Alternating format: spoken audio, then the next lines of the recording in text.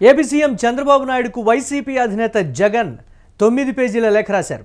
కృష్ణా జల వివాదాల ట్రైబ్యునల్ ముందు జరిగేటువంటి విచారణలో ఏపీ ప్రభుత్వం తన వాదనను వినిపించే అవకాశం ఉంటుందని, తెలంగాణ రాష్ట్రానికి కృష్ణానదిలో 763 టీఎంసీల నీటిని కేటాయించాలని తెలంగాణ ప్రభుత్వ డిమాండ్ నేపథ్యంలో ఇది చాలా ముఖ్యమైనదని జగన్ తెలిపారు.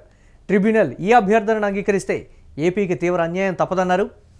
ఏపీ ప్రభుత్వం ఇప్పుడు ట్రిబ్యునల్ ముందు తన తుది వాదనలను సమర్పించి అన్యాయమైన పునర్విభజనను నిరోధించాలని జగన్ కోరినటువంటి బ్రేకింగ్ న్యూస్ చూస్తున్నాం. రాయలసీమ ప్రాజెక్టుల పట్ల టీడీపీ ప్రభుత్వ నిర్లక్ష్య వైఖరిని బాబుకు రాసినటువంటి లేఖలో జగన్ గుర్తు చేశారు. 1996లో చంద్రబాబు ఉమ్మడి ఏపీకి ముఖ్యమంత్రిగా మాత్రమే కాకుండా యునైటెడ్ ఫ్రంట్ కన్వీనర్గా కూడా ఉన్నప్పుడే ఆల్మట్టి ఆనకట్ట ఎత్తును 519.6 మీటర్ల నుండి 524.25 మీటర్లకు పెంచే పనులు ప్రారంభమయ్యాయని అన్నారు. దీనిపై మరిన్ని అప్డేట్స్ మా కరెస్పాండెంట్ వెంకట్ అందిస్తారు. వెంకట్, జగన్మోహన్ రెడ్డి సీఎం చంద్రబాబుకు రాసినటువంటి లేఖలో ప్రధానమైనటువంటి అంశాలు ఏంటి? దీనికి సంబంధించి అప్డేట్స్ ఏంటి? ఎస్ మురళి, గత కొంతకాలంగా కూడా కృష్ణానది జలాలకు సంబంధించి తీవ్ర ఆందోళన వ్యక్తమవుతూ వస్తుంది. ముఖ్యంగా తెలంగాణ ఏదైతే ఉందో ఇప్పుడు పైన ఉన్నటువంటి ఎగువన ఉన్నటువంటి తెలంగాణ పదే పదే గోదావరి జలాల విషయంలో కానీ, అలాగే పోలవరం ప్రాజెక్టు కీలకంగా భావిస్తున్నటువంటి పోలవరం ప్రాజెక్టు విషయంలో కానీ, అదేవిధంగా కృష్ణానది జలాలకు సంబంధించి కూడా కొంత అభ్యంతరాలు వ్యక్తం చేస్తూ రావడం, అదేవిధంగా తమ పరిధిలో ఉన్నటువంటి ప్రాజెక్టుల ఎత్తు పెంచడం, ఇవన్నీ కూడా చేసే ప్రయత్నాలు చేస్తోందనే విమర్శలు అయితే తీవ్ర స్థాయిలో వస్తున్నాయి.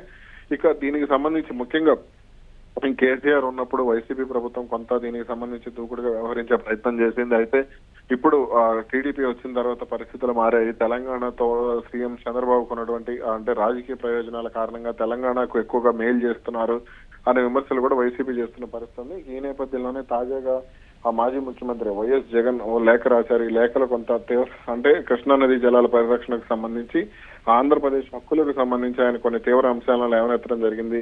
కృష్ణా జలాల పరిరక్షణలో వైఫల్యాన్ని జగన్ ఎండగట్టారనే చెప్పుకోవాలి. ఈ లేఖలో అసలు జగన్ ఏమన్నారనేది ఒకసారి చూస్తే, ట్రిబ్యునల్లో రాష్ట్ర ప్రభుత్వం గట్టిగా వాదనలు వినిపించాలంటూ కూడా ఆయన కోరారు. అలాగే కృష్ణానది జలాలకు సంబంధించి జరగబోయే వాదనల్లో రాష్ట్ర ప్రయోజనాలను సమర్థవంతంగా వివరించి, పొరపాటు జరిగితే అంటే ఏవైనా పొరపాట్లు జరిగితే మాత్రం ఖచ్చితంగా అది ఆంధ్రప్రదేశ్ రైతులు తీవ్రంగా నష్టపోయే అవకాశం ఉంది. ముఖ్యంగా కృష్ణానది పరివాహక ప్రాంత రైతులు, అదేవిధంగా నాగార్జున సాగర్ కుడి ఎడమ కాలువల్లో ఎక్కువగా వ్యవసాయం చేసేటువంటి రైతులు, కృష్ణా డెల్టా రైతులు తీవ్రంగా నష్టపోయే అవకాశం ఉందంటూ కూడా జగన్ అందులో ప్రస్తావించడం జరిగింది. ఇక తెలంగాణ రాష్ట్రానికి కృష్ణానదిలో 763 టీఎంసీలు కేటాయించేందుకు ట్రిబ్యునల్ అంగీకరిస్తే ఏపీకి తీవ్ర అన్యాయం జరుగుతుందని, కాబట్టి రాష్ట్ర ప్రయోజనాలకు అనుగుణంగా జగన్ తెలుగుదేశం పార్టీ ఎన్డీఏ ప్రభుత్వం వాదనలు వినిపించాలంటూ కూడా జగన్ కోరారు. రాయలసీమ ప్రాజెక్టులకు సంబంధించి టీడీపీ ప్రభుత్వం నిర్లక్ష్యంగా వ్యవహరిస్తోందంటూ కూడా జగన్ ఆ లేఖలో మండిపడటం జరిగింది. 1996లో